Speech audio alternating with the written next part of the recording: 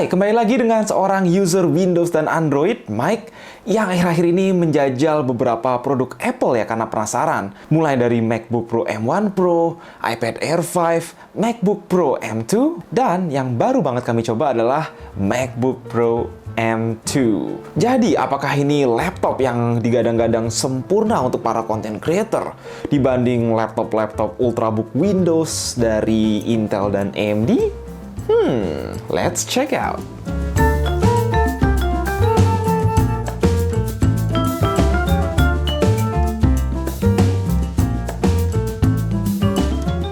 MacBook Air M2 adalah inovasi terbaru Apple yang tujuannya meneruskan perjuangan MacBook Air M1 generasi pertama yang saat ini sudah melegenda sebagai laptop berbasis ARM pertama dari perusahaan California tersebut. In the end, banyak creator yang cukup puas dengan performa M1, bahkan katanya banyak user Windows yang ikut tergoda menjadikan MacBook Air M1 tersebut sebagai daily driver dengan performa dan feature set relevan hingga hari ini. So, apa aja yang masih mau diimprove oleh Apple di produk generasi kedua ini? Sebagai penganut Microsoft dan Android, gue juga akan point out beberapa hal yang mungkin bisa dipelajari vendor-vendor laptop Windows dari sang MBA M2. First of all, setelah megang sekian banyak Ultrabook Windows yang tipis, ini laptop tipis dan lurus banget tanpa ada wedging yang membuat satu bagian jadi lebih tebal dari yang lain. Ini ibarat megang dua iPad yang ditutup jadi satu, ya valid juga karena di sini tidak ada sistem kipas pendingin aktif serta exhaust port yang kasat mata.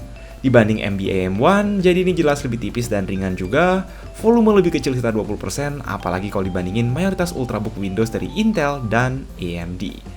Belum lagi kalau kita bicara soal build quality unibody aluminiumnya yang sangat baik, mudah dibuka satu tangan.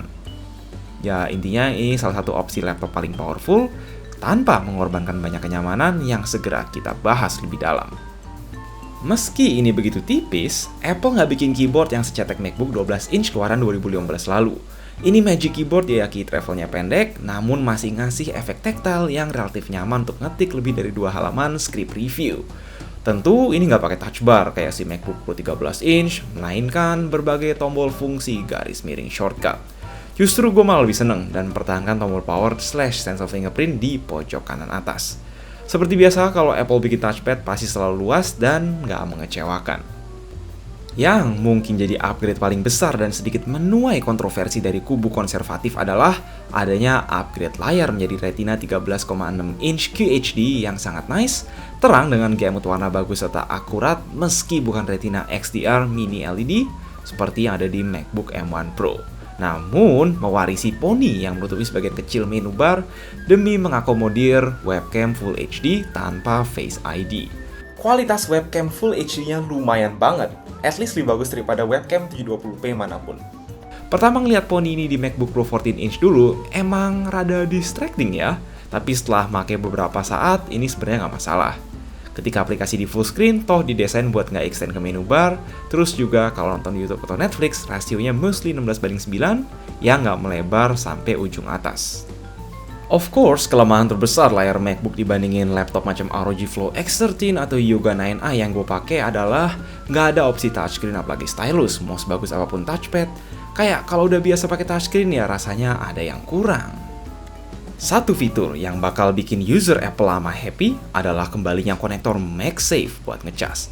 Bahkan dapat kabel braided-nya di dalam box, di samping 2 port USB-C Thunderbolt 4 di kiri, serta headphone jack di sebelah kanan. Gue pribadi ya sebagai user ultra portable Windows dan Android sampai sekarang lebih prefer pakai koneksi USB-C buat nyambung ke hub all-in-one serta ngecas sehari-hari kayak di MacBook Pro M2 kemarin karena jadi nggak perlu bawa 2 kabel kemana-mana. Dan still opsi MagSafe ini tapi at least nambah 1 port in case kedua port Thunderbolt sedang terpakai. Adapter bawaannya untuk versi 512GB juga udah yang dual USB-C 35W, so didesain buat ngecas laptop sambil ngecas HP atau gadget lain. Nah, tanpa keberadaan active cooling, apakah performa chipset Apple M2 di sini bisa jauh berbeda dengan MacBook Pro 13 M2 yang sebelumnya sudah kami coba? Well, MBA M2 yang kami terima ini varian RAM 8GB, storage 512GB, jadi speed SSD bukan yang disunat, lalu juga udah pakai GPU versi 10 core. Base model dapat GPU 8 core dan SSD 256GB yang lebih lambat kalau kalian belum tahu. Sekilas, langsung coba Geekbench, nggak kelihatan ada perbedaan ya sama si MacBook Pro M2. Baik secara performa single core, multi-core, dan benchmark metal untuk GPU. So, langsung aja kita move on dari dunia fana ke dunia nyata, yaitu tes Blender serta Premiere Pro yang kami selalu lakukan apapun itu laptopnya. Nggak heran di Blender kita dapat render time yang lebih lama ya, sebab ketiadaan active cooling membuat laptop ini sedikit throttling kalau dipakai render lebih dari beberapa menit. Setelah render 5 menit, langsung apparent bahwa suhu pada keyboard naik hingga kisaran 40 hingga 41 derajat di kondisi ruang AC. Wow, lumayan ya, nggak heran kalau udah throttling dibanding si versi Pro.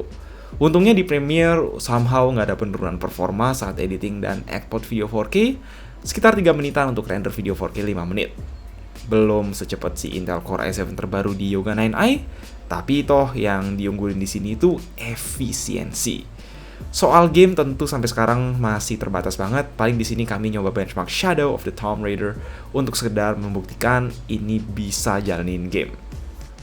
Yang penting untuk penggunaan normal macam edit foto di Lightroom sambil browsing Chrome, ini laptop nggak pernah panas sedikit pun.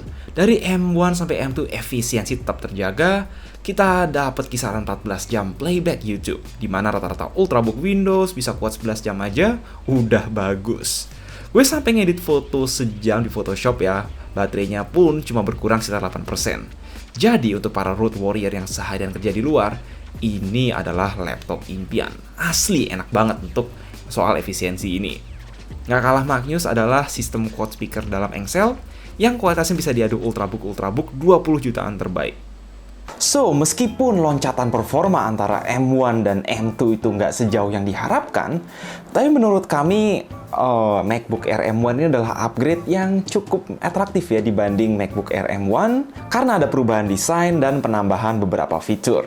Walau ya harganya lumayan jauh ya bedanya, terutama kalau kita lihat dari base price-nya aja udah cukup jauh gitu. Pastinya sih kalau emang sekedar pingin laptop yang pakai Apple Silicon berbasis ARM, ya tinggal beli yang versi M1 aja, MacBook Air-nya. Itu udah cukup lah untuk get the job done. Untuk kebanyakan workload orang biasa itu udah cukup kalau nggak pingin fitur-fitur terbaru dan paling canggih gitu ya.